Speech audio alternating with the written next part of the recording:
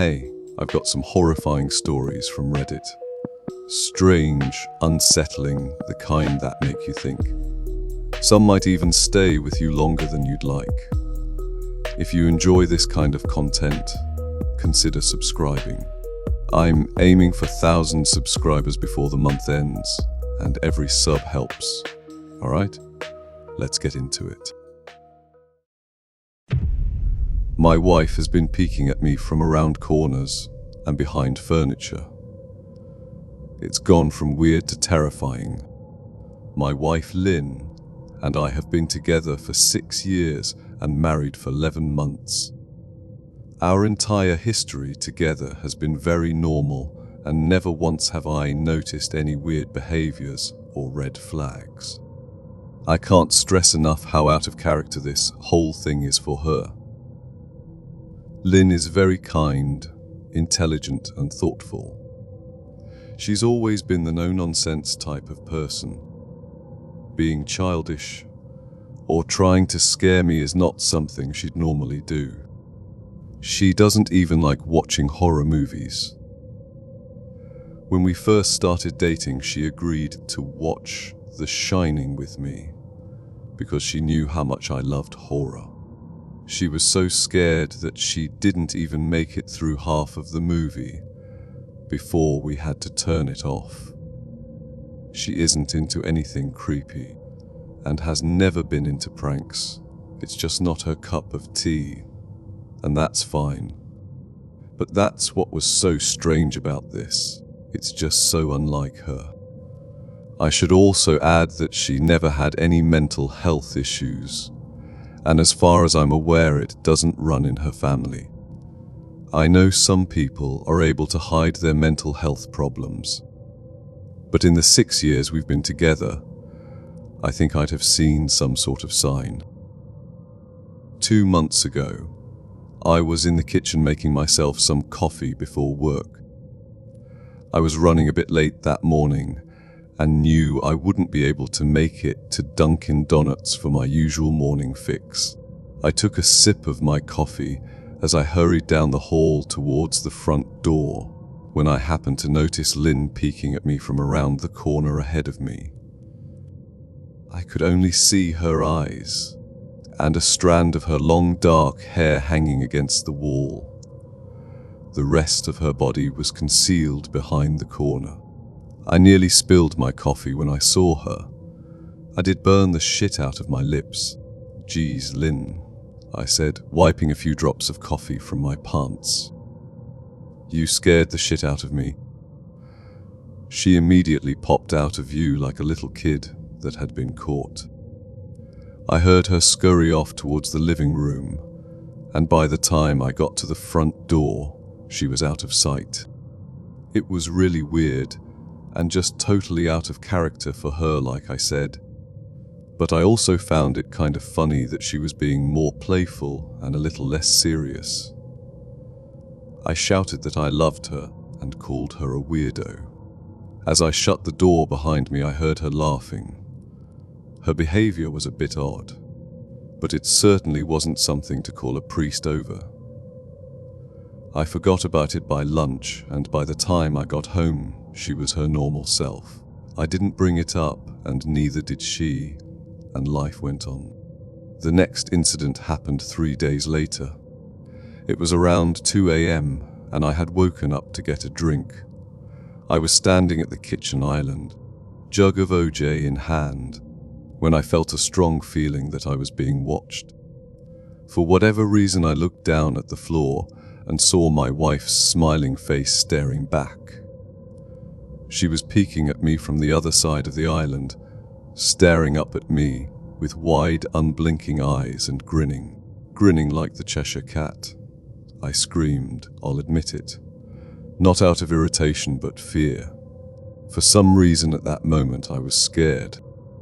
At the sound of my scream, Lynn scuttled backwards out of my view, her hands and feet smacking the tile floor as she hurried out of the kitchen on all fours.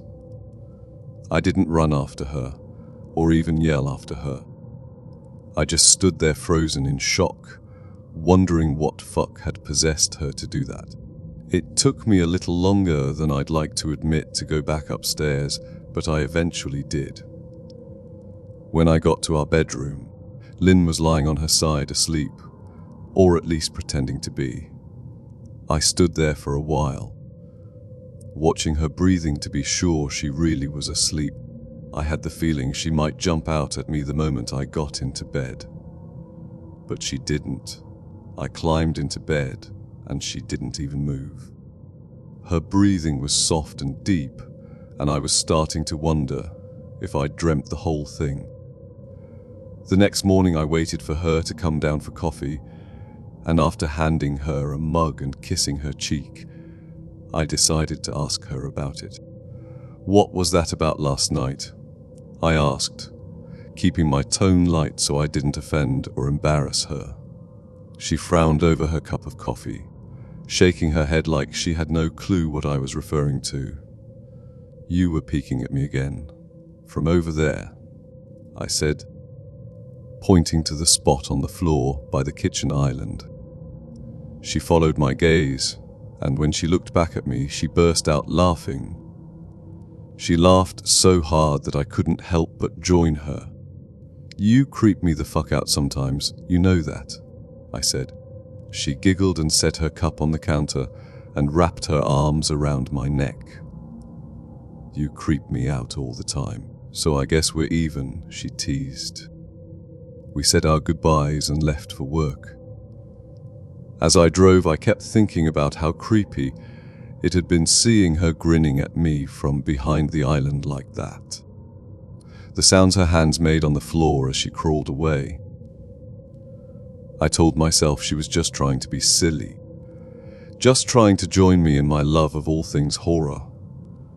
It's not like I was afraid of her, but it still didn't sit right with me. I started seeing her peeking at me more and more. Sometimes she'd be peeking out from behind the couch or living room curtains. Once, she even managed to get inside her grandmother's old trunk that sits at the foot of our bed. I might not have even known she was there at all had the trunk's old hinges not given her away. She'd had the lid propped up just enough so that only half of her face peeked through. She'd been grinning like an excited toddler. It was unnerving. I didn't even know what to say to her. All I could do was stare. When I finally found my voice, I asked her why on earth was she doing this. She didn't answer, but she had slowly closed the lid, shutting herself inside the trunk. I just walked away, feeling disturbed. I didn't understand why she was doing it, but it clearly made her happy. I just hoped she would tire of the game quickly. Lynn didn't peek at me for the next 2 weeks. I started to think she was done with her weird prank, and I was relieved. We were watching a show on Netflix one night, and I jokingly said that I hadn't seen her peeking at me lately, and that she must have given up on her spy game. She looked up at me with a small smile and said, "Maybe I've just gotten better at it." I didn't say anything, but I wondered whether or not she was joking. For the next few days, I couldn't stop thinking about what she'd said. Was she still peeking at me when I wasn't looking and I just hadn't noticed? And if so, what the hell was she getting out of this? I started to feel paranoid, constantly checking whether she was watching from around the corner or behind a door. I was jumpy whenever I was home and she wasn't in full view of me. I felt stupid and a little crazy, but after a few weeks without another incident, I began to relax. I stopped checking behind furniture and walls and told myself it was just a bad memory. Then a few days ago, things got so much worse. Lynn left to go to a friend's, and I lounged on the couch and played a couple games on my laptop. Around 9 p.m, I hopped in the shower, and as I was washing the soap from my hair, I felt that awful feeling that I was being watched. I slowly opened my eyes and almost had a fucking heart attack. Lynn was peeking from behind the shower curtain. Her entire head stretched into the shower, leaving just her body outside. Her long dark hair hung against the curtain, the ends dripping with water. Her mouth hung open in a terrible grin, eyes wide and red, as if she hadn't blinked in a while. I screamed and jumped back against the wall. She didn't move, nor did her smile waver. Her makeup ran down her cheeks in 2 black streaks. She looked giddy and completely deranged. I was fucking terrified. We stood like that for a few moments, neither of us saying a word. Finally, after what felt like forever, she slowly pulled her head back out of the shower, and I watched her blurry figure through the curtain as she moved backwards towards the bathroom door.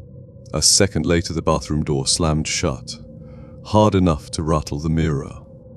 I screamed again and jumped out of the shower to lock the door. I stayed inside the bathroom for over an hour. Maybe I overreacted to some of you, but joke or not, I wasn't going to put up with the crazy shit anymore.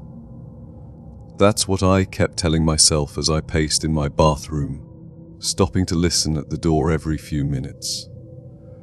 Suddenly I heard a muffled sound, and I pressed my ear against the bathroom door, straining to listen. I couldn't hear anything, but I envisioned Lynn standing on the other side of the door, giggling at her joke. I felt a surge of anger. I was beyond pissed at being made to feel scared in my own house, and made to hide in the bathroom for an hour. All for what? Some joke? If it was a joke, it was an awful one. What the fuck, Lynn? I snapped. This shit is getting really fucking annoying. I waited for her to apologize or to call me a jerk. But instead I heard a faint moan, so quiet I wondered if I heard it at all, and then complete silence. Lynn, I called out, not able to even hide the shakiness in my voice. I got no response, just my own heavy breathing. I swear to God, just fucking stop it, I yelled, pounding my fist on the door. I waited for her to cuss me out. Something I would expect from me talking to her like that. I never screamed at her before. But there was nothing.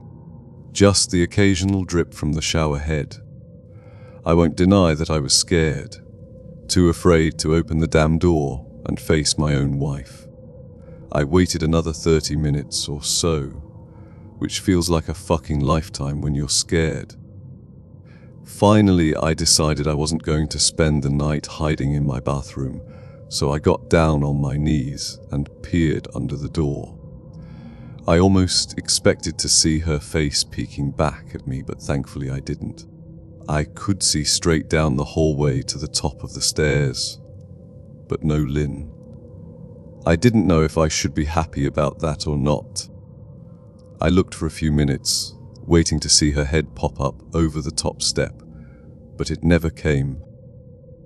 I stood up, my hand hovering over the door, and mentally prepared myself to open it. I slowly turned the lock with shaky fingers, and was about to yank it open when I heard a sound that still makes me feel nauseous when I think about it.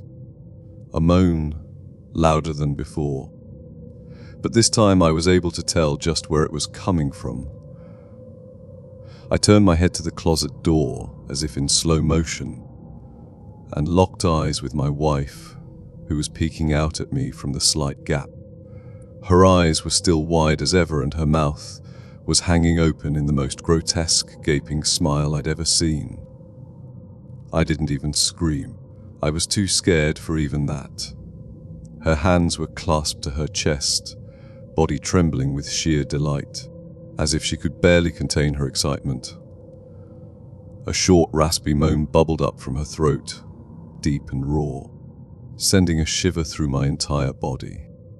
Somehow I found the ability to pull the bathroom door open and ran as fast as I could all the way down the steps, snagging my keys and phone from the table in the living room before running outside to my car. I could hear her shrill laughter behind me but I didn't hear her getting closer. I didn't bother shutting the front door. I drove away from the house faster than I legally should have, shivering the entire time, either from fear or the cold, maybe a little of both. I hadn't grabbed a coat or even a pair of shoes. I was still in my boxers and my hair was still damp. I drove straight to my brother Chris's house about 40 minutes away, ignoring any and every call and text I got. I didn't check my phone until I was safely parked in my brother's driveway. Lynn had called 4 times and sent a flurry of texts, all wondering where I'd gone and why I left like that. I threw my phone at the dash in a rage, furious at her nonchalant attitude. My brother and his wife were surprised to see me, especially dressed in just a pair of boxers, but told me to stay as long as I needed. Chris lent me some clothes and asked me what happened. I told him Lynn and I had a fight, but didn't get into the details. I didn't want him to think I was overreacting, leaving my wife over a prank, even if it was a strange one. I mean, hadn't I encouraged her for years to lighten up, instead of being so serious all the time? I had wanted her to relax and loosen up. But this was definitely not what I'd had in mind. I tried to sleep on their sofa, but my brain wouldn't let me sleep. Every time I closed my eyes, I saw Lynn's face staring at me from inside the closet. Knowing she'd been in there with me the entire time made my skin crawl. She'd never left the fucking bathroom at all. Instead, she slipped inside the closet and slammed the bathroom door shut to fool me. The mere thought of going back home gave me anxiety. I tossed and turned, unable to sleep. Chris ended up giving me a sleeping pill, so I was able to get a little rest. My sleep was filled with terrible dreams, all of Lynn's smiling face. I woke up just as the sun started to rise. My sore body ached from the sofa, and I felt drained. I knew I'd have to call Lynn at some point, but I didn't know what to say to her. I wouldn't be going home unless she gave me her word she'd never do any more creepy shit. I just wanted my wife back. Her normal, serious self never looked so good to me. I was contemplating calling her and telling her that, when that familiar feeling came over me. I was being watched. I was staring at the ceiling, my heart in my throat. I didn't want to look away, but the longer I ignored the feeling, the worse it got. My eyes drifted away from the ceiling almost on their own. Her face was pressed up against the window beside the couch, staring down at me with that same gaping smile. Drool dribbled down her lips, leaving 2 long streaks down the glass. I didn't know how long she'd been there, but something told me she'd been there quite a while, possibly all night. I didn't bother screaming, though I was afraid anger trumped any fear I felt at that moment. I jumped up from the couch and pounded my palm against the glass. "Lynn, are you crazy? What the hell is wrong with you? Just go home," I shouted. No, she didn't move, and her ghastly expression never changed. If anything, her smile only grew, as if she had never been more elated. I could hear Chris and his wife moving around upstairs, as if Lynn could hear them from her place outside. Her head twitched slightly in their direction, and she began to close her mouth slowly. Chris called my name from upstairs, obviously concerned. I turned to see him and his wife Rebecca hurrying down the steps. When I turned back to the window, Lynn was gone. The only sign she'd been there at all was the 2 streaks of drool still dripping down the glass. I tried explaining to Chris and Rebecca about waking up to see Lynn watching me through their window. They were skeptical, who wouldn't be. Chris and I went outside to the spot in front of the window, but there were no footprints in the dirt, just a slight indent. Animal probably, Chris guessed, and I didn't argue. He and Rebecca assumed I dreamt the entire episode, but they didn't understand, and I was too tired to explain it to them. I called out of work that day and turned my cell off. I didn't want to face Lynn. Just talking to her was too much for me at that point. I really started to believe something was irreversibly wrong with her, that no matter what promises she made, we'd never be the same again. The thought saddened me to my core. I cried most of the morning. By noon, I figured I was ready to confront her, give her one last chance to explain herself. I could at least give her that after 6 years, I told myself. I turned my phone on and saw the dozens of texts she'd sent, all from a seemingly concerned wife. Can we talk? I love you. Please call me. I'm really worried. Can you answer? Just come home and more of the same. All texts telling me she loved me and she wanted me home. How worried she was. Not a damn one addressing the crazy shit she pulled. Like she hadn't been acting like a character from a Stephen King book. Even her texts were different. She normally texted novels just to tell me to pick up a loaf of bread. You'd think she'd have more to say to me after her bizarre shenanigans. I know it probably seems childish to some of you who are miles away from this situation. But if you saw the way Lynn had looked at me, how she scampered away on all fours like some wild animal, grinning at me from inside the closet like a lunatic, then I think you'd find my reaction was warranted. I ended up staying with Chris and Rebecca for another night. I didn't wake up yesterday until afternoon, and thankfully I didn't see Lynn's face watching me through the window. I don't want to pry, because it's not my place. But is this fight something that can be mended? Rebecca asked. She'd made us both a sandwich for lunch, and I knew she wanted to breach the subject without seeming to be nosy. I don't know. She's like a different person, I said, choosing my words carefully. I still wasn't ready for her or Chris to know the full extent of the batshit craziness I had been dealing with. People change, Ben, but she's still the same woman you married.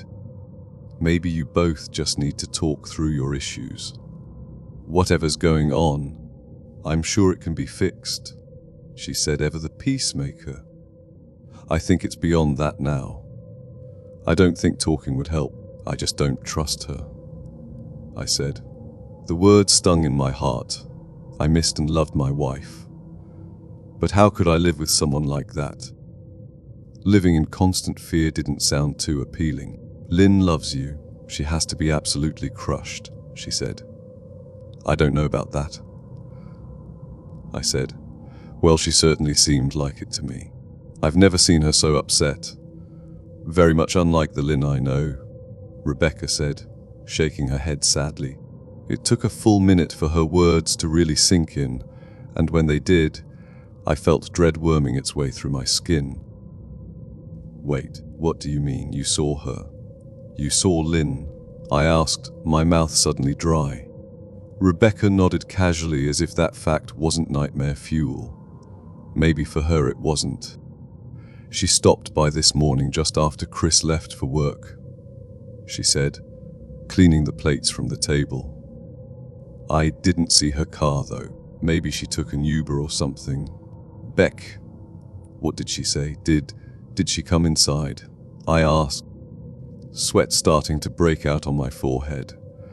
I began looking around, examining corners as though a predator lurked behind them. No. She just asked if you were awake yet, and I said that you weren't. I asked if she wanted me to wake you, but she said no, just said to let you sleep, she said as she washed the dishes. That's all. She didn't say anything else, I asked. No. She looked awful though, like she hadn't slept in days. I think you should call her. I got up from the table and thanked Rebecca for lunch. I felt a little bit better at the knowledge that at least she hadn't come inside. Still, I needed to double-check that the doors were locked. I sat for a while trying to figure out what to do next. I didn't want to go home, but I felt that I owed it to Lynn to help her if I could. Hadn't I swore an oath to love and honor her through sickness and in health? Clearly she was very sick. If she was sick, which I truly believed she was, I had to try and get her the help she needed. But I didn't even know where to start. I didn't want to call the police, and besides, what the hell was I going to tell them? That my wife was peeking at me, that she was being creepy. As bizarre as she'd been, she still hadn't committed any crime. Not yet anyway. The police would have probably said that I was overreacting, but this wasn't some prank. It felt wrong. Dangerous even. Like something sinister lurked beneath her smile. I knew as her husband I was well within my rights to have her committed, but what if she simply acted normal in their presence? She'd obviously been able to fool Rebecca into thinking she was just a concerned wife. As long as the doctors didn't find her a danger to herself or others, they'd have no choice but to release her after 72 hours. I felt lost and overwhelmed. So I did what any husband in my position would do. I called her mother.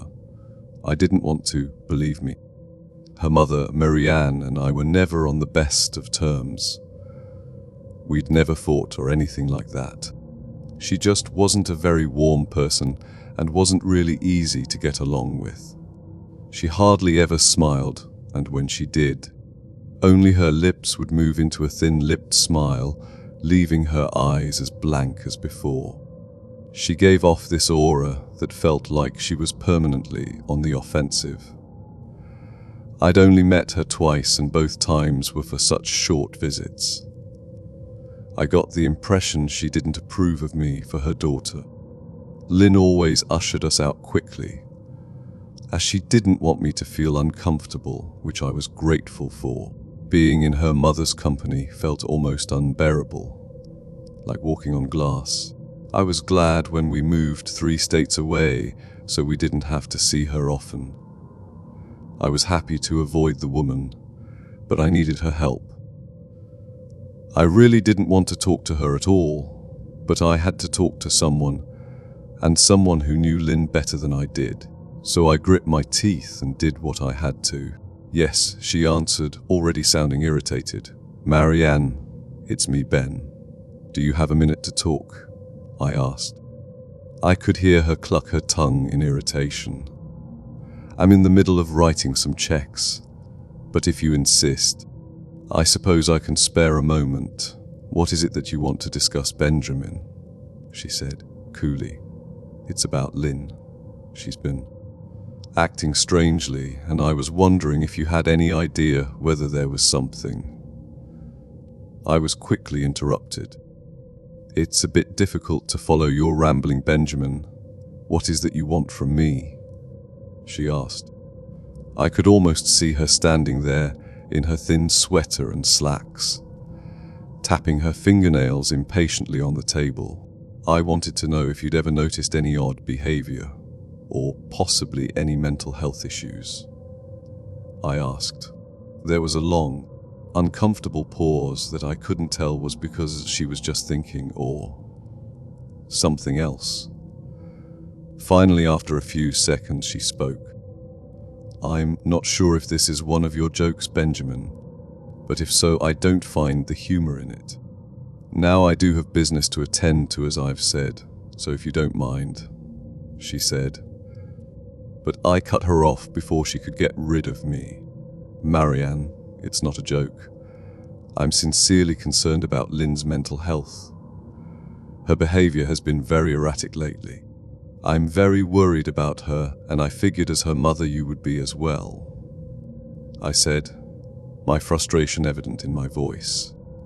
If you're truly concerned, then I suggest you get the health professionals involved. I don't know what you expect of me. She snapped, I could tell she was seconds away from hanging up, and for some reason I was desperate not to let her. I had the feeling that she knew a lot more than she was letting on. Please, if not for me, do it for Lynn, I tried. I heard a faint shaky intake of breath, as if she were trying to hold her steely persona together but failing. Marianne, what's wrong? I started. Benjamin, I don't know what to tell you. My only advice would be to seek professional help. Do not call here again. Goodbye. I tried to call out to her, but she'd hung up. I tried to wrap my head around the call and her refusal to help me. Even if she didn't like me, why wouldn't she want to help her own daughter? I couldn't understand that. I tried to replay the conversation, desperate to find something I missed. After a while, I almost gave up, until I remembered her last words to me. Seek professional help. She'd said those words with a bit of urgency. I could have just been grasping at straws, but no. I was sure her voice had changed ever so slightly when she'd said that, as if they were very important. What had she meant? I assumed she'd been referring to medical professionals, but maybe she was referring to someone else. Someone that she didn't, for some reason, feel comfortable saying directly. Or maybe I was just desperate. I waited for Chris to get home, and after a very long and exhausting conversation with him and Rebecca, I convinced them that Lynn truly needed psychiatric help. I didn't tell them everything. I wasn't prepared to go into it yet, but I told them about our last encounter. How she'd hidden in the bathroom, peeking at me from the closet. They were obviously shocked, but thankfully they believed me. They too just wanted to help her. Still, they didn't think it was all that serious. Weird, maybe, but not dangerous. They just kept saying that Lynn had to be playing some kind of weird joke. Maybe for YouTube. Rebecca offered, if only half-heartedly. Chris didn't think we should involve the police just yet. He offered instead to go with me, and I readily accepted. He reasoned that calmly talking to her, trying to coax her into going willingly, was the best recourse. I agreed to do it his way. At least I wouldn't be going into that house alone. We drove over this morning, just after breakfast. There was no way I was going at night. When we pulled into the driveway, my stomach began doing somersaults. Her car wasn't there, but I still didn't let my guard down. The front door was ajar, and for a split second, I thought we'd see her eyes staring through the gap. I was shaking and starting to sweat. Chris, however, was fine. He waited for me to open the door, his hands in his pockets like he was going on a fucking stroll through the park. I envied his ignorance. I pushed the door open and was immediately hit with the stench of rot. Chris smelled it too, and he walked in the house behind me with his nose scrunched up. "What do you guys use to clean the floors around here?" "Shit," Chris mumbled. "Shut up," I said, my eyes darting around for any signs of Lynn. The house was deadly quiet and dark despite being 10 in the morning. All the curtains were closed up tight, refusing to allow any sunlight inside. If I hadn't left it just 2 days prior, I'd have thought the house to be abandoned. We moved through each room, carefully checking any place that she might hide, occasionally calling her name. "Why the fuck are you looking under the couch?" Chris asked eventually. "Aren't we looking for your wife?" He was looking at me like I was a moron. "Let's just go upstairs," I whispered. He shook his head but followed me up the stairs to check the bathroom and spare bedroom. On the way up, my shoes crunched over pieces of glass that looked to be littered over a few of the steps. I noticed that one of Lynn and my wedding portraits that hung on the wall along the staircase had been smashed. The frame hung crookedly, all the glass removed. I stared at the picture, a lump forming in my throat. We had taken the photo just after leaving the church, after saying our vows. She looked so beautiful in her white gown. I looked at Lynn's beautiful face. I never dreamed her face would ever be a source of terror for me. We climbed the rest of the steps and checked the spare bedroom, but it looked completely untouched. I was hesitant to go into the bathroom, my fear from that night coming back to me all at once. Chris noticed and offered to go in by himself, but I couldn't let him do that. So we walked in together, checking the closet and the shower. The bathroom looked as if it hadn't been touched since the night I left. I don't think she's here, Ben. Why don't you pack some clothes and we'll try coming back tomorrow or something? Chris said. I nodded and went into our bedroom and shoved some clothes into a duffel bag. When I checked inside our closet, I came across the source of the smell and gagged. Chris took one look and lost all color in his face. He had to go stand by the stairs to get away from the sight and smell. I gazed down in shock at what lay inside my bedroom closet. Soaking into the rug were at least a dozen eyeballs, all carefully laid out in pairs. Some were as large as a quarter, while others were as tiny as a marble.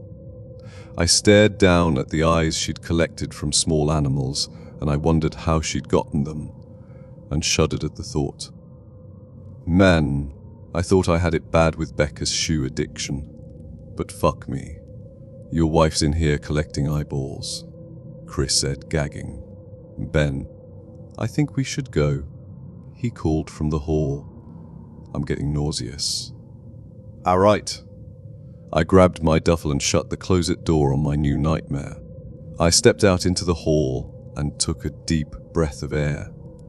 I could taste the rot on my tongue, and I couldn't help but gag. Who the fuck lines up eyeballs in their closet like that? Chris mumbled. Tried to tell you she needed help, I said. She doesn't need help, Ben. She needs a fucking exorcist, he said. You coming or what? I can't stand the smell any. His words died in his throat, and his eyes grew wide with fear. I didn't ask him why. I could feel it. Someone was watching me, and I didn't think it was the eyes in the closet. I turned around, my eyes slowly scanning the bedroom. Christ, I whispered, as I finally saw what we'd missed. Under the bed, curled on her side, watching us with the excitement of a kid on Christmas morning, was my wife. She held her hands together just under her chin, and they were shaking eagerly. Now that she knew she'd been found, I could hear the quiet noises she was making, a sort of hiccuping sound in her throat, as if the excitement was just too much for her. It was unnerving to say the least. Wide eyes, and that same huge smile. Everything in me told me to run, but I forced it away. This was my wife. No matter how twisted, she was still the woman I married. I had to help her. Lynn, I said softly. She didn't respond, but her head bobbed back and forth in two quick little movements, as if she were nodding. Baby, I just want to help, okay? Can you let me do that? I asked. I had taken a single step forward, approaching her like some kind of dangerous animal.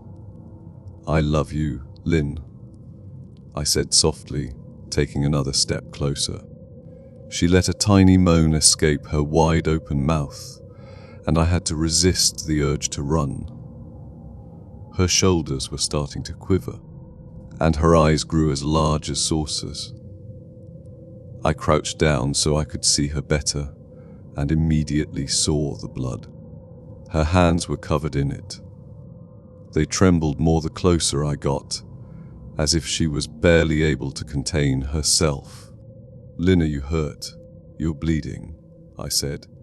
She bobbed her head again, her bloody fingers moving up and down as if playing an invisible piano.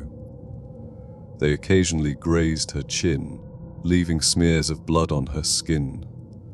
I wanted to recoil in disgust. The smell that was coming off of her was revolting. I could feel the vomit trying to climb up my throat. Her lips were dry and stretched thin, blood seeping between the cracks. I knew she wouldn't come out on her own, but I didn't want to leave her in the state she was in.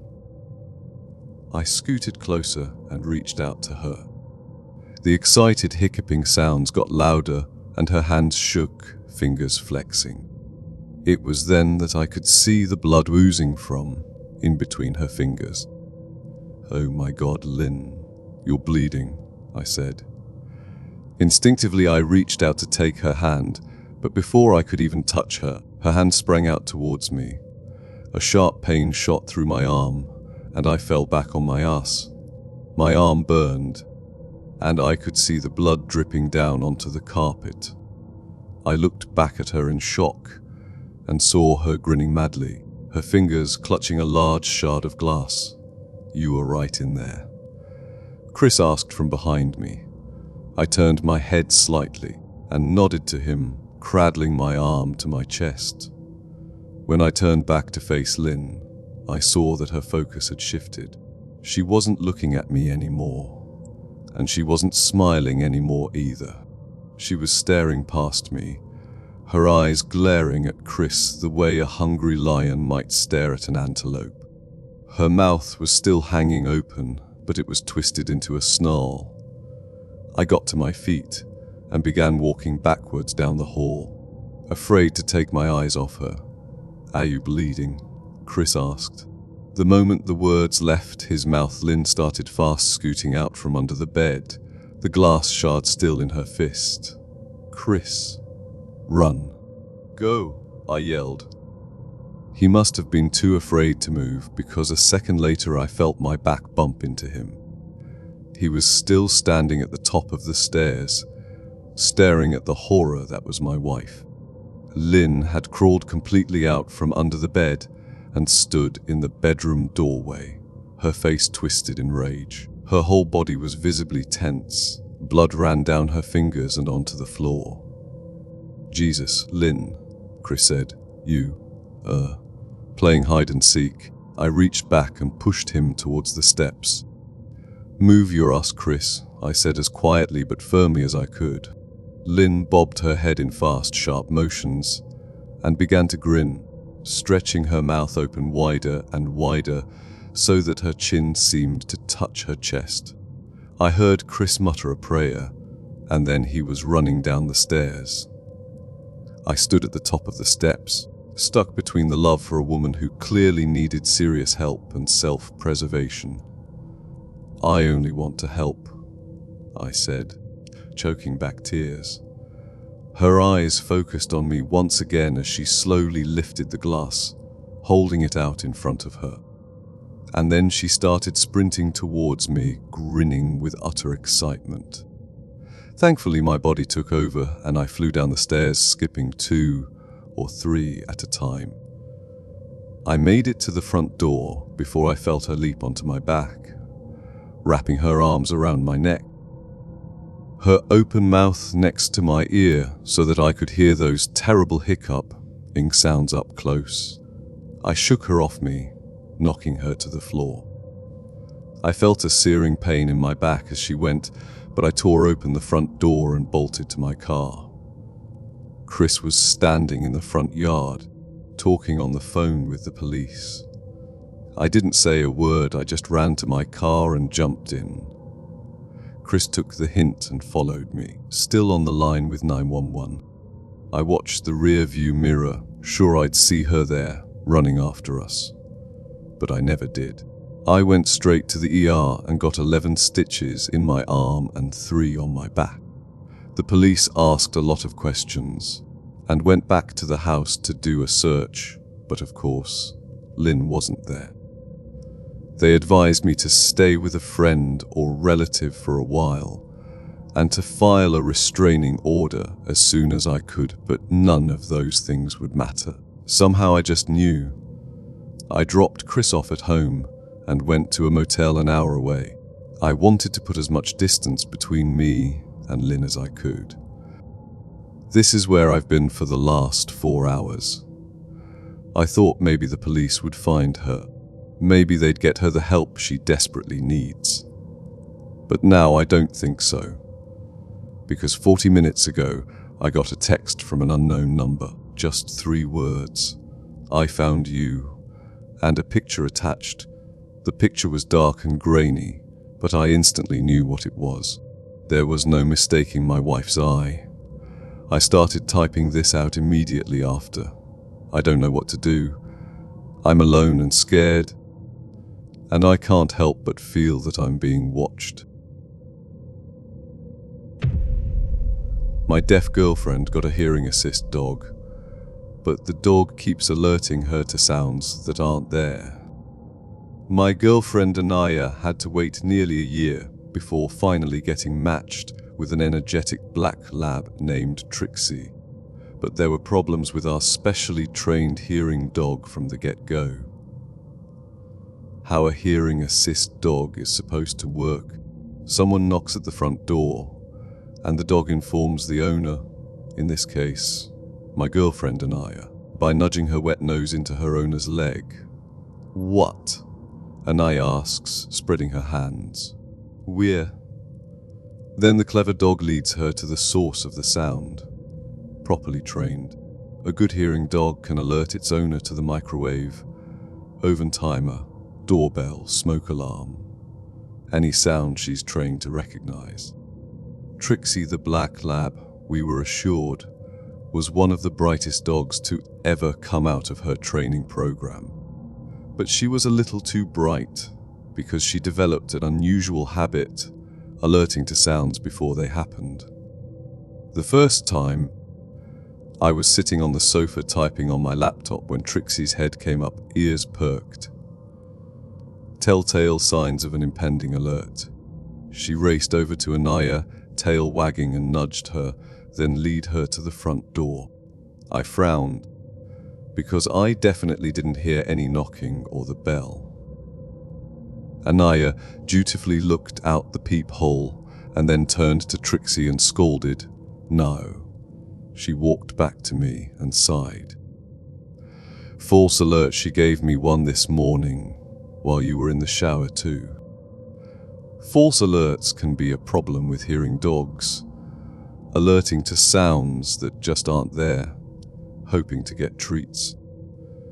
But Trixie just stood by the door and whined, stubbornly, as if insisting she was a good dog who'd done her job. I was about to suggest to Anaya we contact the assistance dog organization for advice when I almost jumped out of my seat. "There's someone at the door," I told Anaya. Trixie wagged her tail as we both hurried over, her tongue lolling in a puppy smile as we opened the door to find a UPS driver holding a package and a FedEx notice on the door as well. After pulling the notice off the door, Anaya turned to me. Gosh, maybe it wasn't a false alert this morning. Maybe she just alerted me too early, like now. She must have heard the package carrier's footsteps on the sidewalk, I guessed. I marveled at Trixie. Man, she's got phenomenal hearing. Guess that's why they call them hearing dogs, joked Anaya. We gave Trixie her treat and told her, "Good girl," and she ran a few triumphant circles before fixing us again with that doggy smile. From then on, every alert came early. Some of them made sense with her insanely good hearing. Or, as in the case of the smoke alarm, she alerted Anaya to a minute before it went off.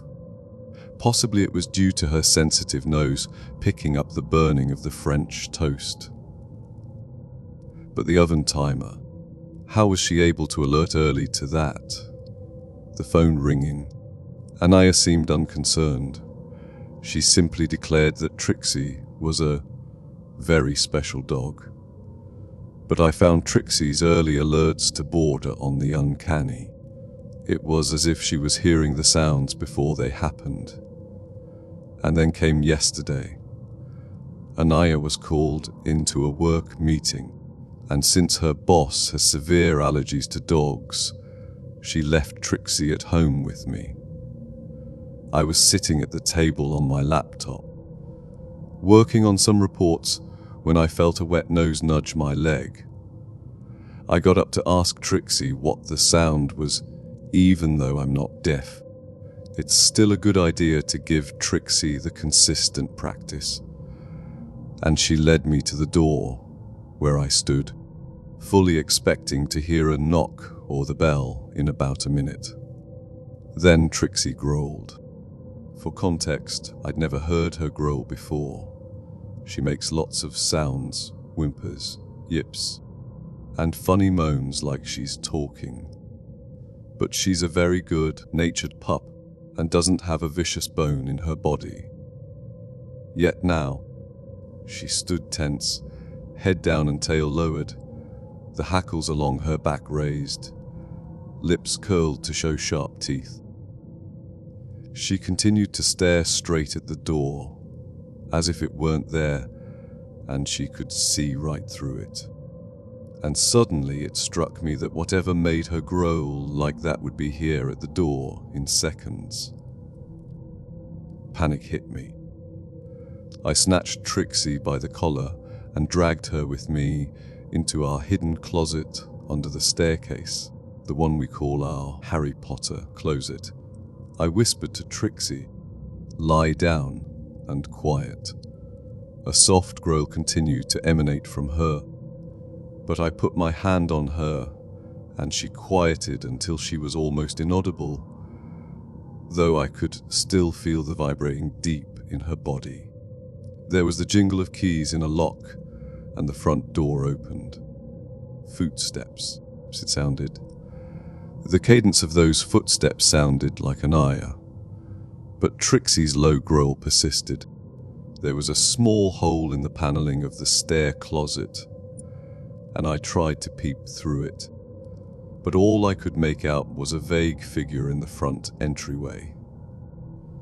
Then the figure moved. The footsteps went up the stairs. Thump, thump, thump into our bedroom, and the door closed.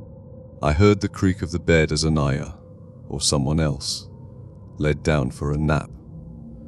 My heart would not slow.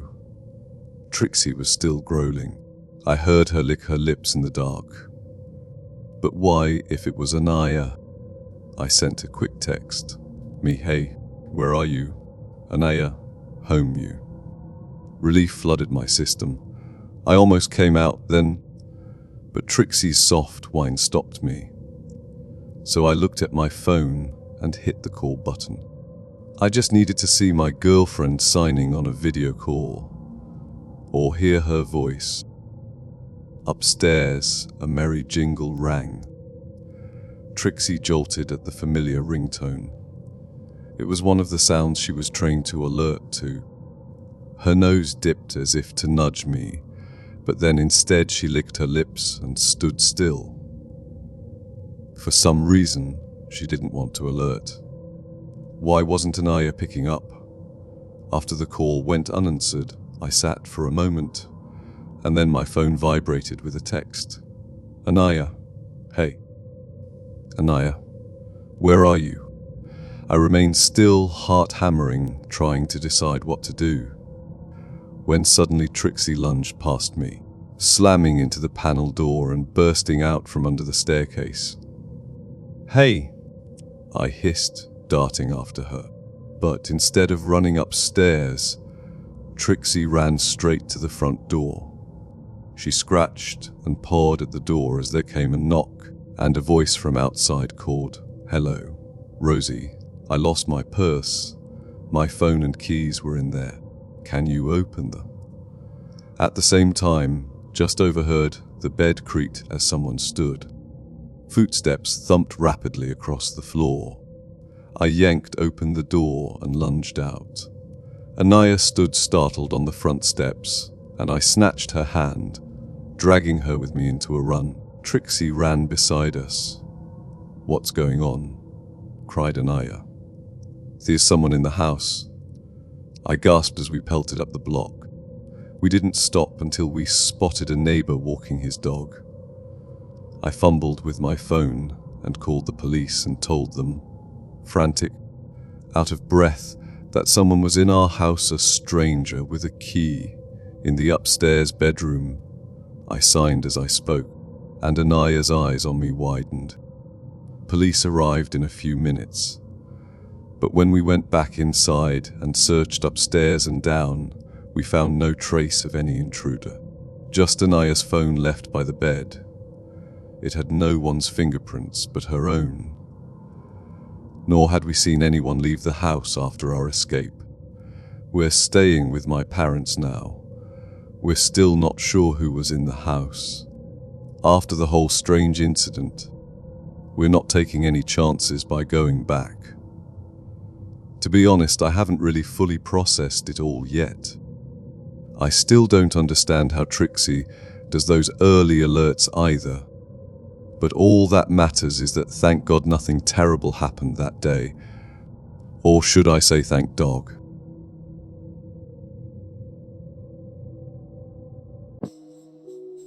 Alright, that's all for today's stories. I hope they gave you a chill. Especially the one about the wife peeking around corners. That one definitely stuck with me. I'd love to hear what you think. Which one gave you the creeps? Drop your thoughts in the comments. Thanks for sticking around till the end. And if you haven't already, hit that like and subscribe button. Catch you next time.